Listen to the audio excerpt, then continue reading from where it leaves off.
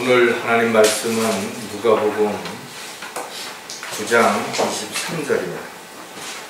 누가복음 9장 23절 말씀을 제가 읽도록 하겠습니다. 또 그들 모두에게 말씀하시기를 누구든지 나를 따라오려거든 자기를 부인하고 날마다 자기 십자가를 지고 나를 따르라. 오늘 이 말씀을 위해서 잠깐 기도드리겠습니다. 참으로 위대하신 하나님 아버지, 하늘 보좌를 버리시고 인간의 모습으로 이 땅에 오셔서 수치와 멸시와 천대를 다 받으시고 저희들을 구원하시기 위해서 죽기까지 하신 주님, 저희들 오늘도 그 은혜와 사랑에 힘입어서 주님 부활하신 첫날에 이렇게 한자리에 모였습니다. 정말 주님의 은혜와 사랑 가운데서 하루하루의 삶이 부끄럽지 않은 저희들의 생애가 될 수 있도록 인도해 주시고 또 저희들 각자에게 맡겨주신 일들을 잘 감당할 수 있도록 지혜와 능력도 더하여 주시옵소서. 세상이 점점 죄악으로 가득 차고 또 사람들의 생각과 계획들이 욕심으로 인해서 변질될지라도 저희들 말씀만을 붙잡고 달려갈 길을 마칠 때까지 한 사람도 낙오하거나 실족함이 없이 믿음 안에서 승리할 수 있도록 주님 도와주시옵소서. 특히 오늘도 말씀을 통해서 저희들이 한 주간을 살아가는 데 필요한 영의 양식을 공급받게 해주시고 저희들이 어느 곳에 있든지 판단하고 결정하고 실행함에 있어서 늘 말씀이 최종 본의가 될 수 있도록 도와주시옵소서. 다시 오신 우리 주 예수 그리스도의 이름으로 기도드렸습니다. 대부분의 사람들이 자신의 권리는 주장하지만 마땅히 자기가 해야 할 의무라든지 책임은 지려고 하지 않는 것을 우리가 흔히 볼 수가 있습니다. 자식의 유익을 위해서라면 또 자기가 원하는 것을 얻기 위해서라면 수단과 방법을 가리지 않는 것이 누구와도 타협할 수 있고 언제든 또 등을 돌릴 수도 있는 것이 바로 세상 사람들의 입장입니다. 다른 사람들이 하는 것들을 보면서는 시기하고 비난하고 공격하고 또 조롱하면서도 자기가 하는 일에 대해서는 온갖 이유와 핑계와 변명을 앞세워서 합리화시키려고 하는 것들도 우리가 늘 볼 수가 있는 것이. 많은 사람들이 교회를 다니고 있지만 주님만 믿으면 만사가 형통된다라는 기복 신앙을 가지고 살아가고 있기 때문에 자신의 입장이라든지 또는 편리를 위해서라면 성경을 들먹거리지만 또 주님의 명령인 줄 알면서도 자신에게 불리하고 어렵다고 생각이 되면 언제든지 거짓말을 한다든지 외면한다든지 위선적인 삶을 살아가고 있다는 것이죠. 사실 구원받은 사람들이 얼마나 되는지 우리가 정확하게 알 수 없지만 분명 그렇게 많지는 않을 것입니다. 특히 구원받은 이후에 주님을 믿고 주님을 따르는 사람들은 더욱더 찾아보기 어렵다라는 것이. 왜냐하면 주님을 믿고 따르는 길은 결코 평탄하지 않습니다. 쉽고 편하지도 않다는 것이. 끊임없는 마귀의 공격과 방해가 있을 뿐만 아니라 세상에 유혹들이 있기 때문에 이 길을 멈추지 않고 끝까지 달려간다는 것은 아무나 할 수 있는 것은 분명 아닐 것입니다. 저와 여러분은 예수 그리스도를 믿음으로 인해서 하나님의 자녀가 되었고 또 이 시대에 주님의 일꾼이며 주님의 종이 분명하다는 거죠. 더 나아가서는 영적 전쟁을 위한 그리스도의 군사가 되는 것도 분명한 것입니다.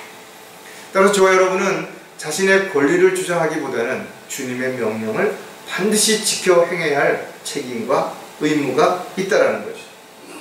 어떤 문제, 어떤 어려움이 있다 하더라도 우리는 주님만을 바라보고 주님만을 믿고 주님 앞에 모든 걸 맡기고 살아갈 수 있어야 됩니다.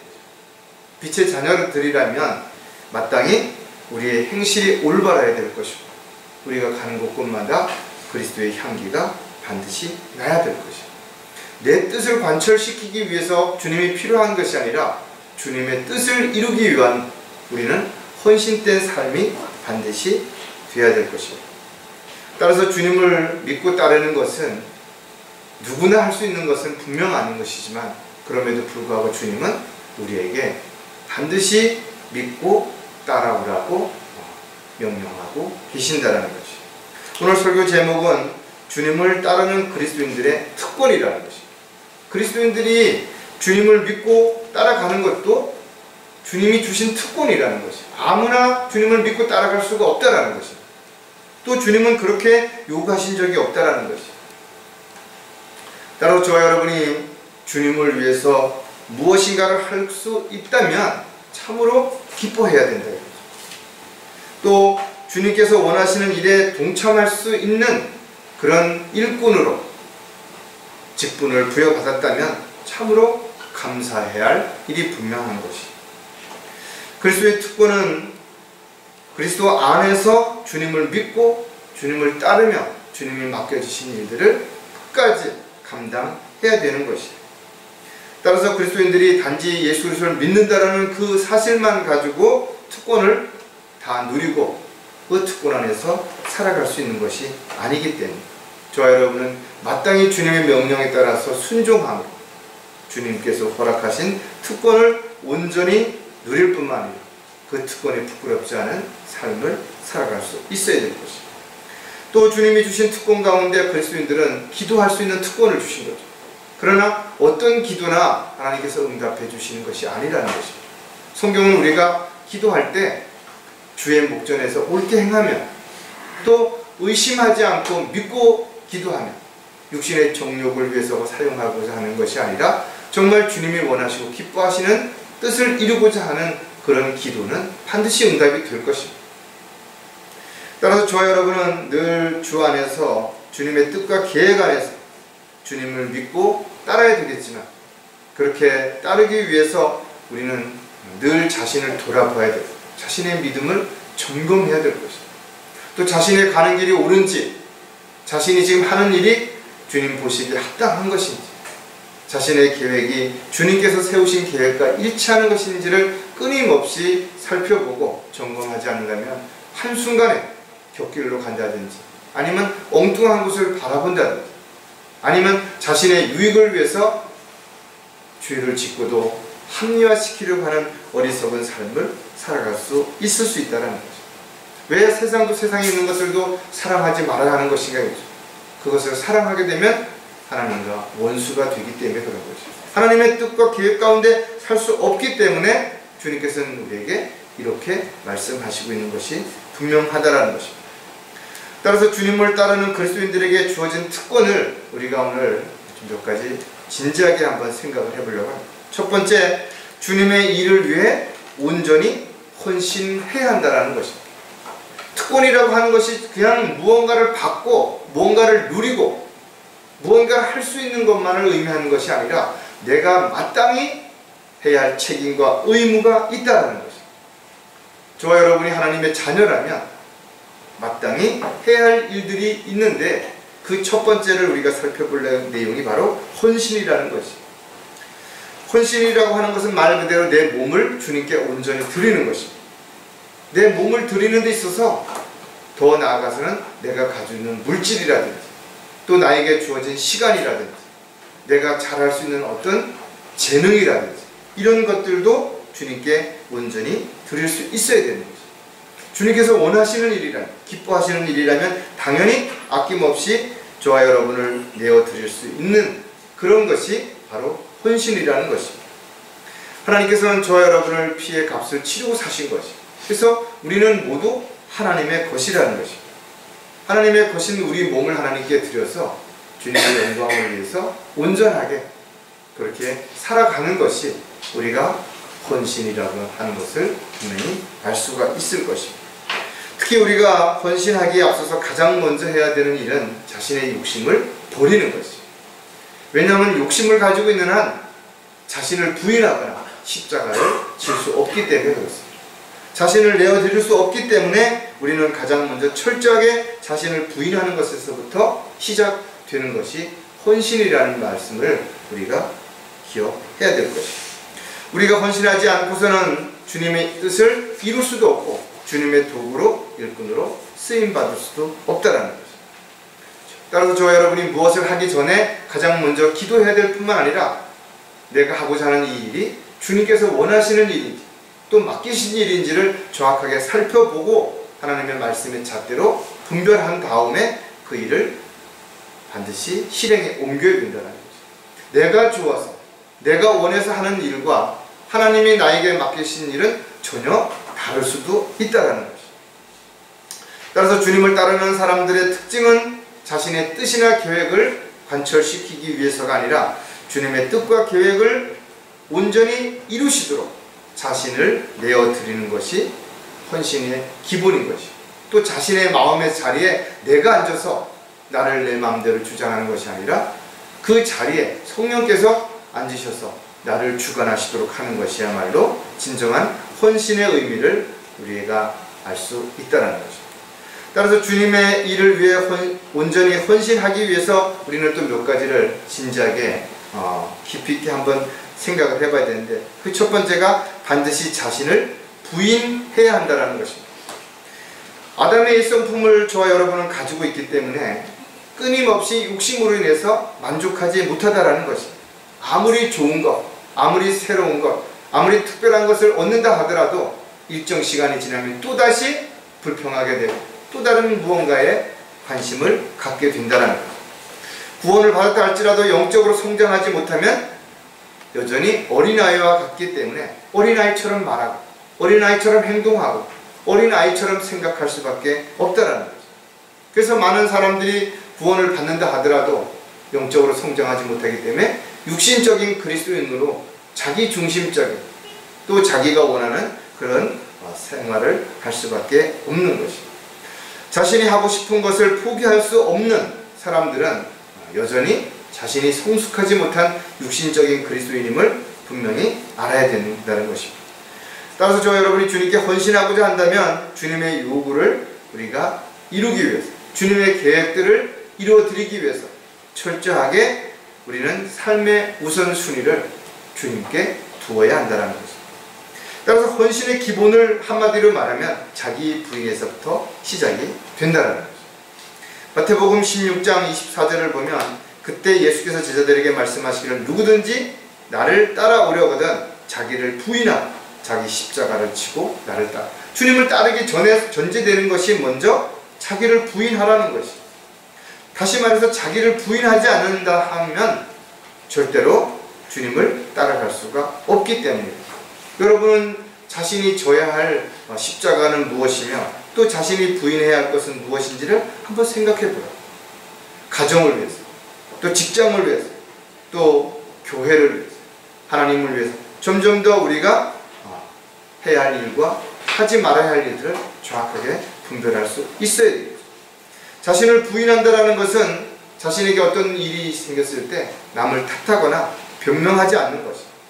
그 고난과 역경과 시련을 스스로 감당할 수 있는 그 마음 자세로 살아갈 때 가장 먼저 자기가 자신을 부인하고 자신은 주님의 종요 일꾼이기에 주님이 원하신다면 언제든지 자신의 모든 것을 내어드릴 수 있겠다라고 고백할 수 있는 사람들, 이런 사람들만이 진정한 헌신의 의미를 아는 그리스도인이 되기 때문에 그렇습니다. 주님의 일을 위해 온전히 헌신하려면 아낌없이 자원해서 드려야 한다는 것이. 교회들마다 헌금에 대해서 다양한 논리를 펴고 또 다양한 방법을 제시합니다. 그러나 성경적인 방법은 너무나 간단한 것이 하나님께서 번성케 해주신 대로 미리 떼어놓았다가 자원해서 기쁨으로 드리라는 것이. 얼마를 드렸느냐 중요하지 않습니다. 하나님께서는 그 사람이 어떤 마음가짐으로 드렸는지 또 드릴 때 어떤 자세로 드렸는지를 더 중요하게 여기시는 것입니다. 왜냐하면 각 사람의 형편과 처지를 하나님은 다 알고 계시는 것입니다. 그 사람이 어떤 계획을 가지고 있는지, 어떤 생각을 하고 있는지, 어떤 마음을 가지고 드리는지 다 아신다라는 것이죠. 따라서 그것을 누군가 사람들이 알아주기를 또 보이기 위해서 뭔가 가식적이고 형식적인 또 억지로 마지못해서 드리는 그런 헌금은 하나님 기뻐하시는 헌금이 될 수가 없다라는 것입니다. 왜 인간이 내가 헌금을 드려야만 하나님의 일을 할 수 있다라고 생각하냐 이거죠. 내가 하나님 앞에 드리는 것은 감사함으로 드리는 것이지 그것이 어떤 하나님의 뜻을 이루기 위해서 드리는 거 아니에요. 하나님께서는 다양한 방법으로 그 일들을 이루어 가시는 것이고 우리는 우리가 마땅히 해야 할 책임과 의무를 소홀히 하지 않는 것이 그것이 주님을 기쁘시게 해드린다는 사실을 먼저 생각을 해야 될 것입니다. 디모데전서 6장 18절에 보면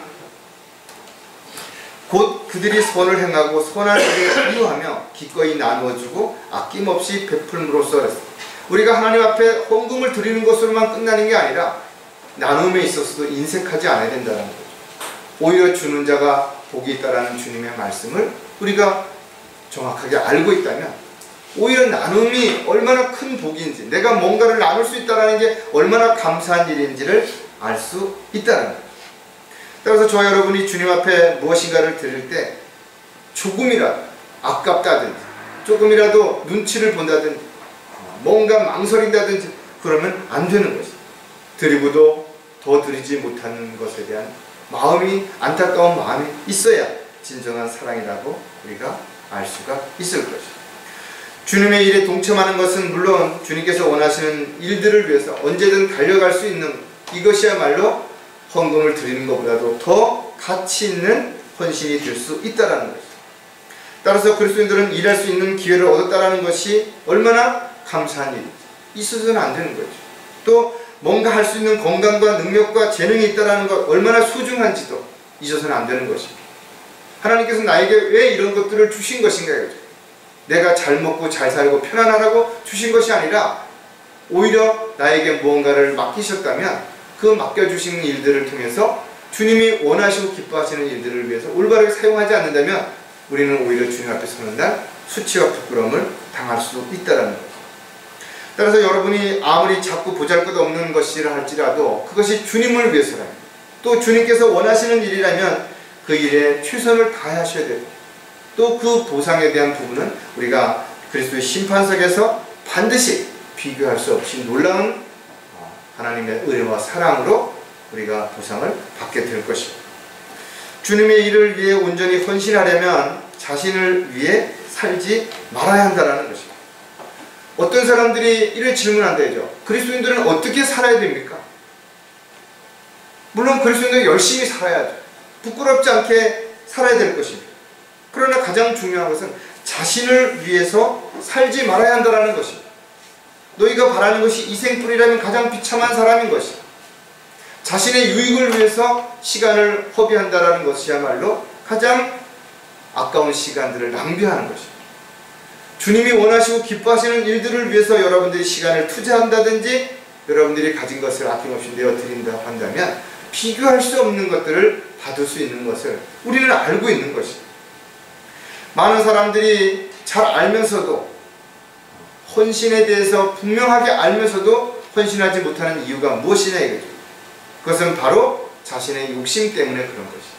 자신의 편함 때문에 먼저 생각하는 그런 것 때문에 그런 것이죠. 베드로는 우리에게 이렇게 권면합니다. 육체 안에서 자기의 남은 때를 더 이상 사람의 정욕을 따라 살지 않고 하나님의 뜻을 따라 살라는 것이죠. 육신의 정욕을 십자가에 못 박아야 되는데 그 십자가에 못 박지 못하고 늘 붙잡고 있으니까 끊임없이 뭘 해야 되고 뭘 가져야 되고 뭐가 없어서 불평하는 삶이 된다는 것. 여러분들이 잘 알고 계시는 고린도후서 5장 15절의 말씀은 우리가 어떻게 살아야 되는지에 대한 부분을 정확하게 제시하고 있는 것입니다. 그가 모든 사람을 위하여 죽으신 것은 산 자들이 이제부터는 더 이상 자신들을 위하여 살지 말고 자신들을 위하여 죽었다가 다시 살아나신 그분을 위하여 살게 하려는 것이다. 이것이 어렵다고 무슨 의미인지 모르겠다라고 이야기할 사람은 없다 이거죠. 하지만 그렇게 살고 싶지 않은 것이에요. 왜냐하면 자기 자신이 행복하고 편하고 의미있고 가치있게 살고 싶어서 하나님을 믿는데 반대로 하나님을 위해서 고난과 수치와 어려움을 감당해야 된다는 이 말을 어떻게 감당할 수 있겠냐는 것이죠. 따라서 그리스도인들은 더 이상 다른 이방인들처럼 허망한 마음으로 행하지 말라고 한 이 말씀도 반드시 기억해야 된다 했죠. 사람들의 속임수와 교활한 술책이 끊임없이 우리를 속이려고 하고 또 우리를 미혹하려고 하고 있습니다. 따라서 우리는 온갖 교리와 풍조에 밀려 다니는 어리석은 삶이 되어서는 안 된다.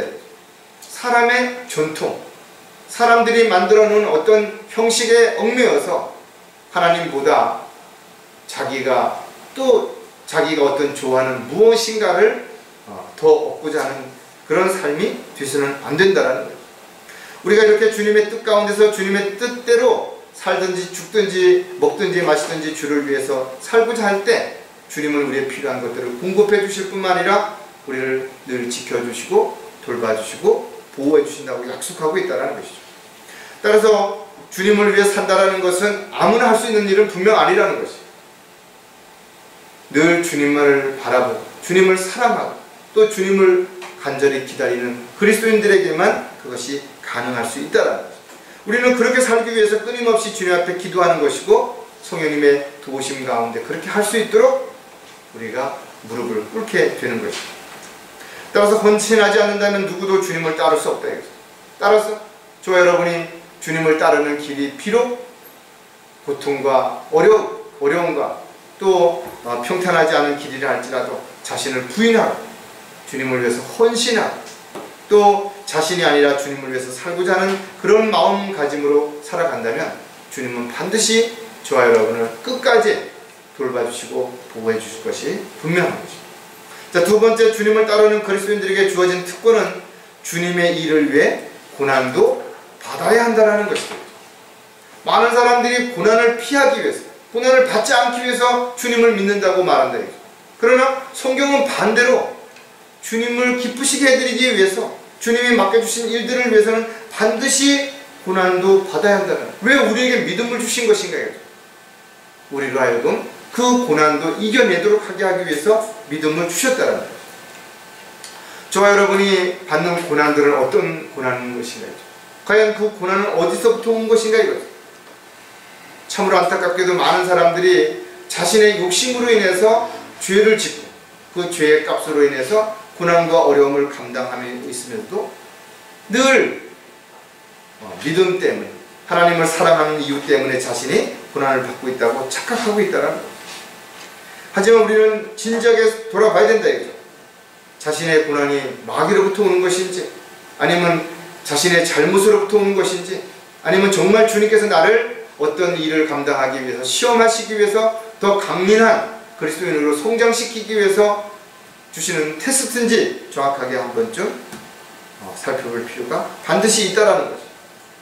따라서 저와 여러분이 자신이 받는 고난이 주님을 위해서 또 주님이 맡겨주신 일들을 감당하기 위해서 받는 고난이 아니라면 이 고난은 더 이상 아무 의미가 없다는 거죠. 그런 고난과 연관된 것은 모두 여러분 제거하고 주님 앞에 맡길 수 있어야 된다는 거죠.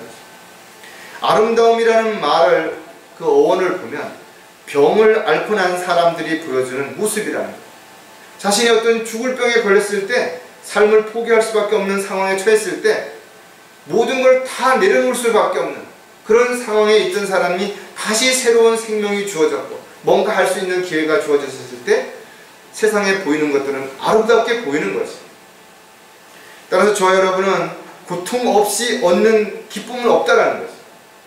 땀 흘려 일한 사람에게 찬물 한 사발이 정말 시원하고 가치가 있는 것처럼 저와 여러분이 주님을 위해서 고난과 시련과 역경을 견뎌냈을 때 그로 인해서 얻게 되는 기쁨이야말로 배가 된다는 사실을 반드시 우리가 기억을 해야 될 것입니다.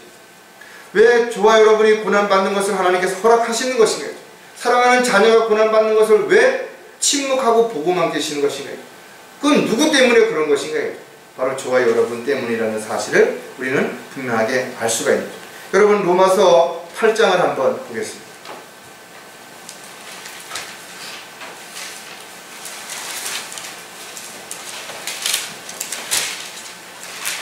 8장 16절부터 17절에 있는 말씀을 제가 천천히 받들어 읽겠습니다. 성령이 친히 우리의 영과 함께 우리가 하나님의 자녀임을 증거하시거니와. 저와 여러분이 하나님의 자녀라는 사실을 어떻게 아는 것인가? 내 안에 계신 성령께서 증거해 주신다라는 거예요.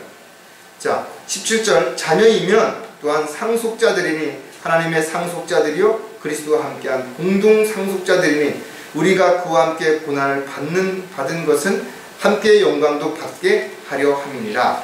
우리가 고난을 받는 이유는 주님의 영광에 참여하기 위해서, 주님의 영광에 함께 동참하기 위해서 우리가 고난을 받게 된다는 거죠. 저와 여러분이 구원받은 이후에 주님이 기뻐하시는 일을 위해서, 또 주님께서 맡겨주신 일들을 위해서 얼마나 고난을 받은 것인가에 따라서 상과 유업이 보상으로 주어지게 된다는 것입니다. 이런 사실을 그리스도인들은 알기 때문에 고난을 받는 일을 두려워하거나 불편해하기보다는 오히려 감사해야 하고, 오히려 상과 유업을 받을 것을 기대하기 때문에 오히려 기뻐할 수 있다는 것이죠. 자, 주님의 일을 위해서 고난을 받는다면 어떤 보상이 뒤따를 것인가요? 가장 먼저 복 있는 자들이 된다는 것이죠. 고난을 받는 것이 복이 있다, 이런 말은 세상 사람들은 이해할 수도 없고 이런 걸 원하는 사람은 아무도 없을 것입니다. 그러나 베드로는 이렇게 우리에게 가르쳐주죠. 누가 억울하게 고난을 받더라도 하나님을 의식하여 슬픔을 참으면 그것은 감사하는 일이 된다는 것입니다. 억울하게 고난을 받을 내가 잘못하거나 실수하거나 특별히 남에게 피해를 줘서 고난받는 게 아니라 나는 정말 잘못한 게 없는데 단지 복음을 전했을 뿐인데, 진리를 증거했을 뿐인데 고난을 받았다는 거예요. 여러분들은 그 고난받는 것 자체가 바로 복이라는 것입니다. 따로 저 여러분이 신앙생활을 하는 데 있어서 고난을 받게 된다면, 또 어려움을 겪게 된다면 억지로 피하려 숨으려고 하지 말아야 이거죠. 오히려 잘 참고 견뎌내라는 것입니다. 또 잘 참고 견뎌내는 자체가 힘들기 때문에 주님은 우리에게 기도하라고 말씀하신 것입니다. 모든 염려와 근심을 다 주님께 맡기라고 분명히 방법을 제시해 주시고 있다는 것입니다. 따라서 저와 여러분이 주님의 영광에 참여하기 위해서 우리가 고난을 받고 있다면, 또 지금 고난 가운데 있다면 오히려 감사하라 이거죠. 베드로전서 3장 14절에 그러나 너희가 의를 위하여 고난을 당한다면 복 있는 자들이니 그들의 위협에 두려워하지 말고 동요되지도 마라. 주변 사람들이 뭐라고 하더라도 거기에 동요될 필요 없어요. 겁을 먹을 필요 없다 이거죠. 사람이 어떻게 할 수 없다라는 거죠. 우리를 돕는 자가 주님이시기에 주님께서 우리와 함께하는 한 우리가 사람을 결코 두려워할 이유가 없다라는 거죠. 신실한 그리스도인으로 살기 위해서 성경은 반드시 마귀로부터 공격을 받을 뿐만 아니라 온갖 시련과 박해, 때로는 비방을 당하거나 공격을 당할 수 있다는 것이죠. 그러나 두려워하거나 무서워하지 말라는 것이죠. 불안해하지 말라는 것이죠. 디모데후서에 보면 그런 연유로 내가 이러한 고난을 당해도 부끄러워하지 아니하노니 이는 내가 믿은 분을 알고 내가 위탁한 것을 그날을 대비하여 그분께 능히 지키실 줄을 확신하는, 이런 각오, 이런 약속에 대한 확신이 있는 사람들은 두려워하지 않는다는 것이죠. 따라서 그리스도인들은 사도 바울의 고백처럼 하나님의 능력에 따라 복음을 위하여 고난을 받고 있다면, 또 그 일에 동참자가 되고 있다면 기뻐하라 이거죠. 감사하라 이거죠. 왜? 그 삶이 곧 복 있는 삶이고, 그 복은 이 세상을 사는 동안에도 받을 수 있지만 설사 못 받는다 하더라도 주님 앞에 서게 될 때 비교할 수 없는 보상이 뒤따르게 되기 때문에 그렇다는 거예요. 주님의 일을 위해 고난을 받는다면 그 다음에 우리가 또 생각해 볼 부분이 끝까지 참고 견뎌내라는 것입니다. 왜냐하면 많은 사람들도 어느 정도는 잘 참죠. 또 인내합니다. 그러나 끝까지 그것을 견뎌내지 못한다는 것입니다. 어떤 일을 시작하는 것도 두려움이 있고 불안함이 있죠. 그러나 자신이 시작한 일을 포기하지 않고 끝까지 한다는 것은 훨씬 더 어려운 것입니다. 왜? 수많은 사람들이 중간에 포기하거나 다른 길을 선택하기 때문에 그런 것입니다. 구원받은 그리스도인들에게는 사도 바울이 이렇게 이야기합니다. 믿음의 선한 싸움을 싸우고 달려갈 길을 마칠 때까지 절대로 낙심하거나 좌절하지 말아요. 포기하지 말라는 거죠. 끝까지 달려가라는 것입니다. 그래야 주님께서 잘했다고 칭찬해 주실 것이고 멸류관을 주실 것이라는 거죠. 사도 바울은 그러면 일이 편해서 늘 하는 일마다 잘 돼서 공격이나 방해하는 세력들이 없어서 그렇게 말하는 것인가. 그러나 우리가 성경을 읽어보면 사도 바울이야말로 수없이 감옥에 갇혔죠. 극심한 압박으로 인해서 죽을 고비를 여러 번 넘겼다. 심지어는 삶의 절망에까지 이르렀다라고 고백하고 있다. 얼마나 힘들었겠는 것인가. 그러나 그런 가운데도 그는 끝까지 견뎌냈다. 왜 그것을 가능한 것인가? 그가 주님을 바라보았겠다. 주님의 약속을 믿었기 때문에 그런 것입니다. 야고보도 동일한 그런 고백을 하는 내용을 우리가 볼 수가 있는데, 야고보서 5장 11절에 보면 보라, 우리는 견디어내는 자들을 복 있는 사람들로 여기나니 너희가 욥의 인내를 들었고 또 주의 결말을 보았거니와 주는 인정이 심히 많으시고 자비로우시니라. 중요한 부분은 야고보도 동일하게 자신에게 어떤 고난과 시련과 역경이 있다 하더라도 끝까지 견뎌내는 자가 복이 있다라는 것이, 사도들은 끝까지 참고 견뎌낼 수 있었던 그 부분들에 대해서 우리에게 끊임없이 본이 되었던 믿음의 사람들을 성경에 기록해 놓고 있다는 것입니다. 정말 견딜 수 없었던 박해와 고난 가운데서도 그들은 끝까지 믿음 안에서 자신의 믿음을 버리지 않았다는 것입니다. 디모데에게 사도 바울은 예수 그리스도의 훌륭한 군사로서 고난을 견뎌내라는 것입니다. 전쟁에 피 흘리지 않고 아무런 상처도 없이 승리할 수 있겠는 것인가 이거죠. 우리의 믿음의 신앙생활은 엄청나게 많은 고난과 시련과 아픔을 통해서 상처도 있고 또 그 흔적들이 남아있다는, 이 모든 것이 예수 그리스도를 믿음으로 인해서 나온 흔적들이라면 이것이야말로 가장 아름다운 모습, 떳떳한 모습이겠죠. 자식을 위해서 부모가 손마디가 굵어졌다든지, 또 부모를 위해서 자식들이 그만큼 힘들게 살아가는 모든 그 삶을 우리가 생각해 본다면 가장 중요한 부분은 뭐냐? 끝까지 참고 살아가는 사람들을 위해서 견뎌내는 그 모습이야말로 가장 아름다운 모습입니다. 그렇게 얻은 상처야말로 가장 영광스러운 상처가 될 수 있기 때문에 그렇다라는 거죠. 사면에서 고난을 당하여도 괴로워하지 아니하고 당혹스러운 일을 당하여도 절망하지 아니하며 또한 모든 일을 정신을 차리고 고난을 견디며 전도자의 일을 하고 내 직무를 완수해야 되는 것이 누구에게 주어진 명령인 것인가? 바로 저와 여러분에게 주어진 명령이라는 것입니다. 이와 같은 권리보다 책임과 의무를 소홀히 한다면 우리는 주님 앞에 부끄러운 모습 가운데 발견되어지게 될 것이고 주님 앞에 서는 날 참으로 수치를 당할 수도 있다는 사실도 기억을 해야 될 것입니다. 주님의 일을 위해 고난을 받는다면 비교할 수 없는 보상을 받게 된다는 것입니다. 많은 사람들이 부귀영화를 꿈꾸면서 애쓰고 수고하고 노력하고 오래 참기도 하죠. 견디기도 합니다. 그러나 그들이 바라는 것들이 자신이 원하는 대로 모두 다 이루어지는 것인가? 그렇지 않잖아요. 또 이루어졌다고 한다 하더라도 보장이 되는 것인가요? 하지만 그리스도인들의 삶에 있어서 주어진 모든 것들은 행한 대로 갚아주시는 것이 하나님의 원칙이기 때문에 절대 그 어떤 것도 소홀히 하지 않으시겠다라는 것이, 인간적인 계산을 하면 이해가 안 되는 부분들이 있겠지만 하나님은 하나님의 방법으로 계산을 하게 되실 것이고 하나님의 원칙에 따라서 판단하시고 결정하시기 때문에 우리는 생각지도 않았던, 또 상상할 수도 없는, 비교할 수 없는 놀라운 상과 유업이 우리에게 주어졌을 때 우리는 깜짝 놀랄 겁니다. 지금. 로마서 8장 18절에도 보면 이는 현재의 고난들이 우리에게 나타나게 될 영광에 감히 비교되지 못한다고 내가 여기기 때문에, 비교되지 못한다는 건 너무 많은 차이가 나는 거예요. 어느 정도만 차이가 난다는 것은 우리가 비교할 수 있죠. 비교가 안 되는 것입니다. 모든 구원받은 그리스도인들이 그리스도의 심판석에서 동일한 상과 유업을 받는 것이 아니라는 것이죠. 어떻게 사는 것인가에 따라서 행한 대로 갚아주시는 것이 하나님의 원칙이기 때문에 우리가 무엇을 했느냐에 따라서 또 얼마나 주님을 위해서 고난과 역경과 시련을 감당했는지에 따라서 우리는 받는 상과 유업이 분명 달라지게 될 것입니다. 주님 앞에서는 어떤 그리스도인들은 칭찬을 받게 되겠죠.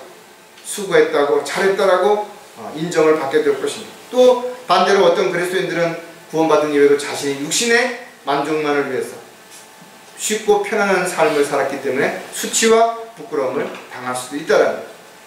누구나 이 죄악된 세상에서 믿음을 지킨다는 거 어렵죠. 주님을 믿고 따른다는 거 결코 쉽지 않다는 거 알고 있습니다.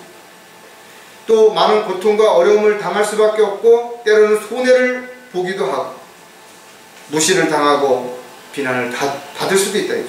그럼에도 불구하고 저와 여러분이 끝까지 참고 견뎌내야 하는 이유가 무엇인가요? 끝까지 그 고난을 감당해내야 하는 이유가 무엇인가? 바로 주님께서 주신 특권이라는 것입니다. 자, 그렇다면 주님과 함께 받게 될 부분들에 대해서 또 하나를 더 살펴보면, 마지막으로 주님을 따르는 그리스도인들에게 주어진 특권은 주님과 함께 받게 될 영광을 기다려야 한다는 것이죠. 저와 여러분에게 주어질 영광을 이 세상의 말로, 이 세상에 있는 것하고는 절대로 비교할 수 없다는 거예요. 이 세상에도 우리가 잘 모르는 일부 사람들은 엄청난 부와 명예와 권력을 가지고 떵떵거리며 살죠. 그러나 그들도 한순간에 이런 모든 것들이 다 무너져 내린다는 것이죠. 영원한 보장은 없다는 것이죠. 하지만 주님을 따르는 사람들에게 주어진 특권은 영광의 보좌에 함께 앉게 될 것이죠. 하나님으로부터 높임을 받게 될 것입니다. 우리 스스로가 자신을 낮추고 겸손한 삶을 살았을 때 주님께서 우리를 높여주신다는 거예요. 따라서 저와 여러분이 자기 자신을 높여서 자랑할 이유가 전혀 없을 뿐만 아니라 절대로 그렇게 해서는 안 된다는 것입니다. 내가 죽어야 주님이 나를 통해서 사시는 것입니다. 내가 낮아져야 나를 통해서 주님이 높임을 받으실 수 있다는 사실을 우리는 한순간도 잊어서는 안 될 것입니다. 우리는 주님의 약속을 믿는 사람들이죠. 그 약속은 절대로 변하지 않기 때문에 그런 것입니다. 특히 저와 여러분이 믿고 있는 약속 가운데 가장 확실한 약속은 주님께서 다시 오신다는 것입니다. 또 주님이 다시 오셨을 때 우리는 놀라운 모습으로 변화될 수 있다는 것입니다. 이러한 사실을 아는 사람들만이 자신의 육신에 대한 어떤 만족을 위해서 살려고 하지 않게 될 것이고, 오히려 썩어질 것이 아니라 썩지 아니할 것, 영원한 것, 세상에 있는 것들이 아니라 하늘에 있는 것들에 대한 소망을 가지고 분명히 살아가야 될 것입니다. 주님을 위해서 여러분들이 흘리는 땀은 장차 받게 될 보상에 비한다면 정말 아무것도 아니라는 것입니다. 따라서 어떤 경우에 있다 하더라도 여러분들은 절대로 포기하지 말고 끝까지 견뎌내는 주님의 영광에 동참하는 그런 삶을 여러분들이 약속을 믿고 하루하루 최선을 다하는 그런 시간들이 되어야 될 것입니다. 자, 주님과 함께 받게 될 영광을 또 몇 가지 생각을 해보면, 첫 번째가 주님과 똑같은 형상으로 변모된다는 것입니다. 사람은 시간이 가면서 몸이 점점 노화 현상이 일어나고 또 병이 걸리게 되죠. 결국은 모두 언젠가는 늙고 병들어 죽게 된다는 것이죠. 타락한 인간의 이 모습을 가지고서는 영원히 살 수가 없다는 것이죠.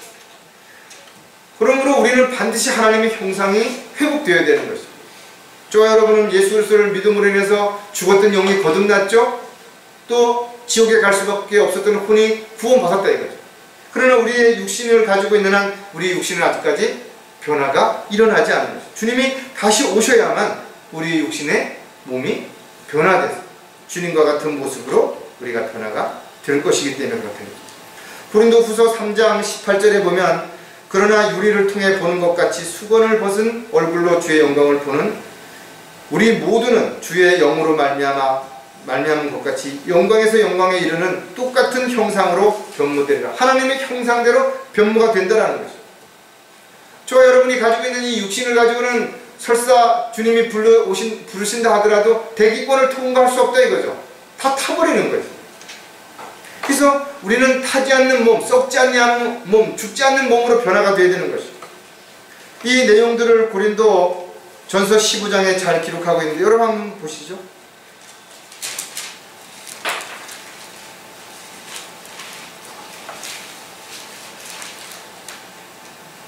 고린도전서 15장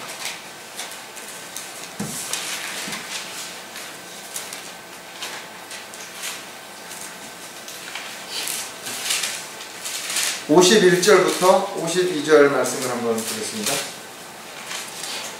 보라, 내가 너에게 한 가지 신비를 말하노니 우리가 다 잠잘 것이 아니요 오히려 우리가 모두 변화될 것이니 마지막 나팔소리에 눈 깜짝하는 순간에 그러하리라. 나팔소리가 나면 죽은 자들이 썩지 아니한 몸으로 일으켜지며 우리도 변화되리라.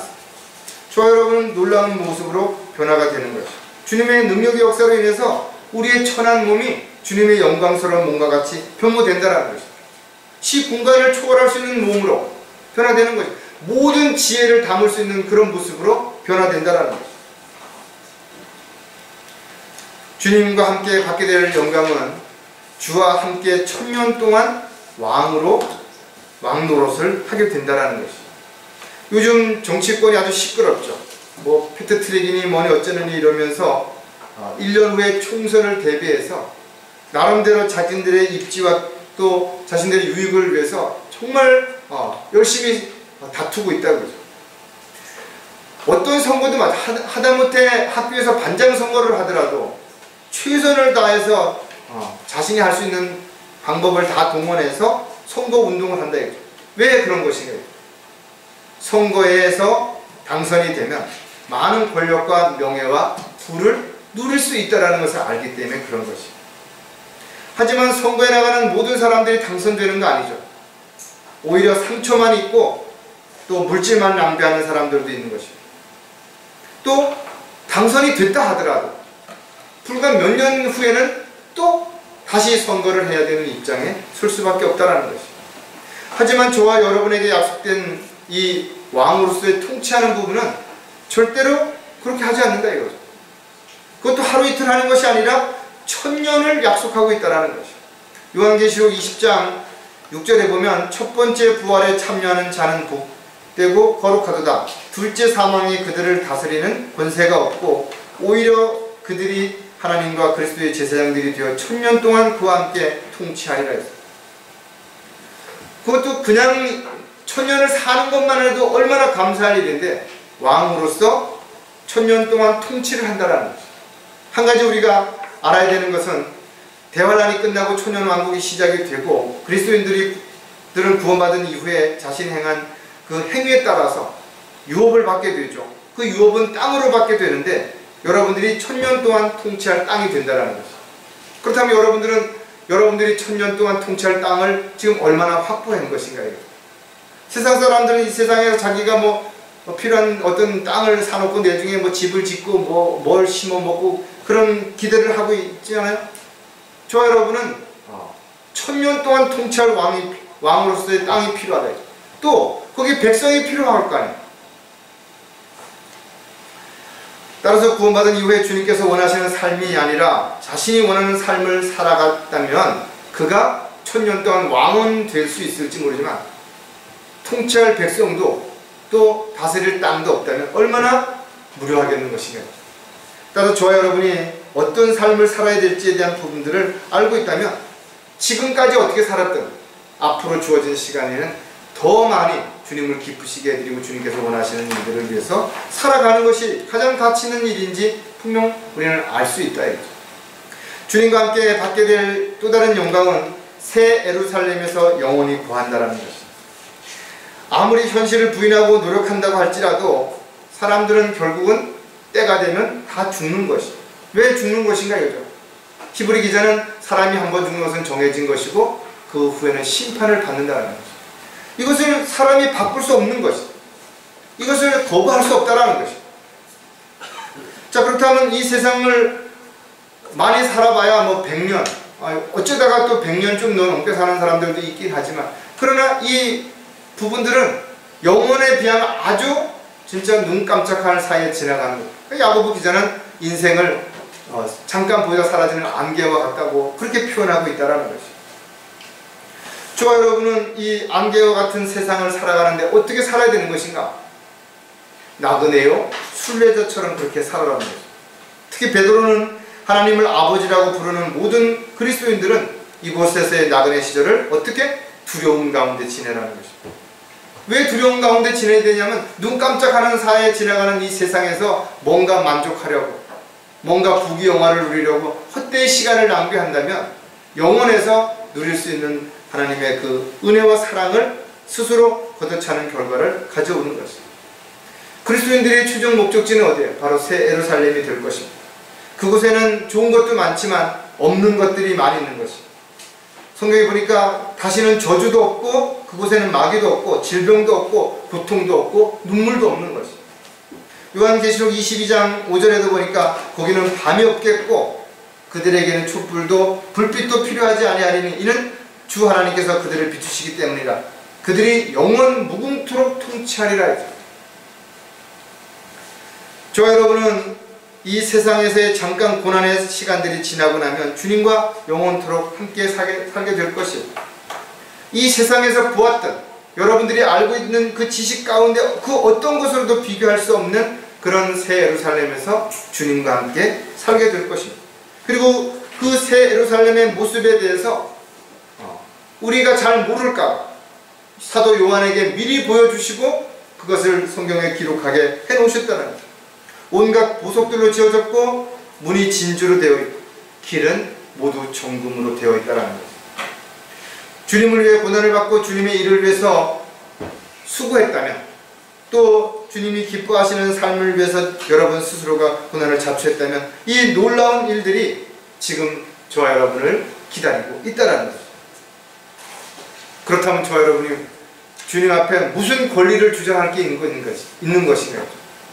영원한 지옥의 형벌로부터 구원해 주신 사실 하나만으로도 얼마나 감사해야 돼요. 또 내가 가진 것이 무엇이든 주님이 허락하지 않은 것은 아무것도 없다면 드리는 데서 어떻게 인색하거나 어떻게 망설일 필요가 있겠는 것인가요? 또 우리가 사는 가운데 힘들고 어려운 일들이 수없이 일어나지만 모든 염려를 주님께 맡기라고 말씀하시는 그 약속을 우리가 믿는다면 언제든 주저없이 주님 앞에 내려놓고 주님의 인도하신 가운데, 돌보신 가운데 하루하루의 삶이 감사와 기쁨이 넘치는 저와 여러분이 되시기를 주의 이름으로 부탁을 드리겠습니다. 기도하겠습니다. 하나님 아버지, 참으로 감사를 드립니다. 오늘도 말씀을 통해서 저희들에게 주신 특권이 무엇인지를 다시 한번 생각하게 해주심을 감사를 드립니다. 단지 저희들이 하나님의 자녀요, 또 하나님의 사랑받는 자로서 누려야 할 어떤 권리만을 주장하는 것이 아니라 마땅히 해야 할 책임과 의무를 소홀히 하지 않는 주님의 종으로, 일꾼으로 부끄럽지 않은 삶을 살다가 주님 만날 수 있도록 도와주시옵소서. 다시 오실 우리 주 예수 그리스도의 이름으로 기도드렸습니다.